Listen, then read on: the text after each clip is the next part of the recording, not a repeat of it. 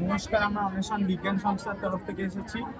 আজ আমরা দেখাবো ললিপপ পরীক্ষা। বাচ্চাদের জন্য ললিপপ খাওয়া ভালো না খারাপ এই বিষয়ে। এর জন্য প্রথমে আমরা নিয়েছি একটা রঙিন জল, আর এই হলো সাধারণ জল যেটা আমরা ইনজেকশনের মাধ্যমে নিয়েছি। আর এখানে রয়েছে আমাদের ম্যাজিক্যাল ললিপপ। ললিপপে থাকা রং এবারে বেরিয়ে আসবে।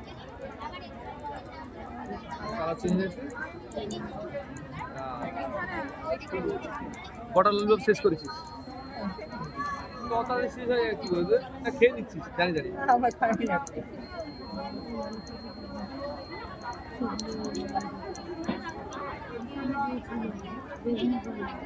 অবশেষটা কিছুটা হলুদ রঙে পরিবর্তন।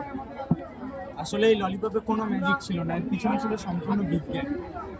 আমরা প্রথমে যেটাকে রঙিন জল বলে দিয়েছিলাম ওটা হলো KMnO4 বা পটাশিয়াম পারম্যাঙ্গানেটের জলীয় দ্রব্য। যেটাকে সাধারণ জল বলে দিয়েছিলাম ওটা হলো সোডিয়াম হাইড্রোক্সাইড বা NaOH এর জলীয় দ্রব্য। আর এই ললিপপে ছিল গ্লুকোজ বা C6H12O6।